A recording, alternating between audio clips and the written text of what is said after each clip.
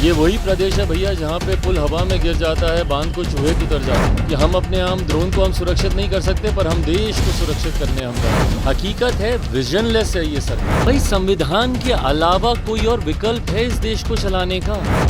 पिछले 75 साल में देश चला है तो संविधान के आधार पर ही चला है। ये विपक्ष के लोग घूमते रहते हैं, संविधान की हत्या हो गई, लोकतंत्र की हत्या हो गई, क्या चुनाव होने बंद हो गए क्या देश भर? नमस्कार, मैं विकास सिंह और आप देख रहे हैं देशवा न्यूज। ये बिहार है और बिहार में शराबबंदी कानून लागू है, लेकिन आए दिन बिहार में ऐसी घटनाएं निकल के सामने आते हैं जहां पर जहरीले शराब पीने से लोगों की मौत हो जाती है। या वो छपरा हो या मुजफ्फरपुर हो या दरभंगा हो या तमाम आसपास के ऐसे जिले हो जहां पर शराब पीने से लोगों की मौत होती है। ये घटना आप सब ने देखा होगा, लेकिन अब इसी बिहार में एक ऐसा घटना हो गया है जिसे देखकर आप हैरान हो जाएंगे। जी हां, बिहार सरकार यानी कि नीतीश बाबू जी ने एक ड्रोन खरीदा था।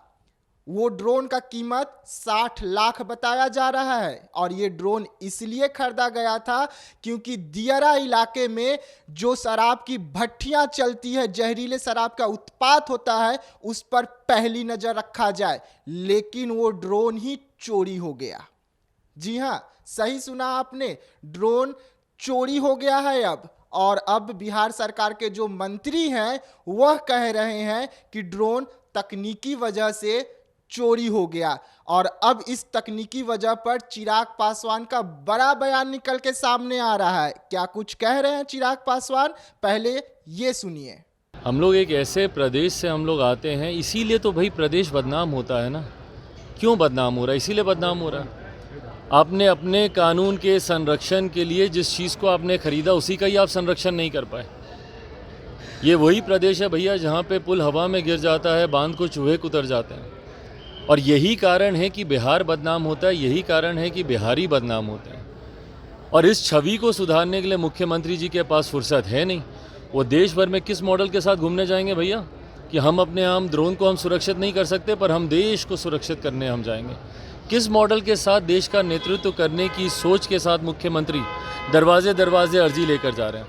हकीकत है विजनलेस है ये सरकार। इस सरकार के पास विकसित बिहार को बनाने की, बिहार की इमेज को सुधारने की, बिहार की अस्मिता को लेकर कोई सोच, कोई विजन है ही नहीं सरकार। सवाल है कि हिंदू राष्ट्र की जो बात हो रही है, तो आप इसको किस तरीके से देखते हैं? भाई संविधान के अलावा कोई और विकल्प है इस देश को चलाने का? है कोई विकल्प? हर कोई आएगा, अपनी बात करेगा और रखने का हर व्यक्ति को अधिकार है यार, हर व्यक्ति को अधिकार है। आपकी कल को जो सोच होगी, बोलने की आज़ादी है आपको, आप अपनी सोच को आप रखिएगा, पर अंतोगत्वा होगा तो संविधान के आधार पर ही ना। पिछले 75 साल में देश चला है तो संविधान के आधार पर ही चला है।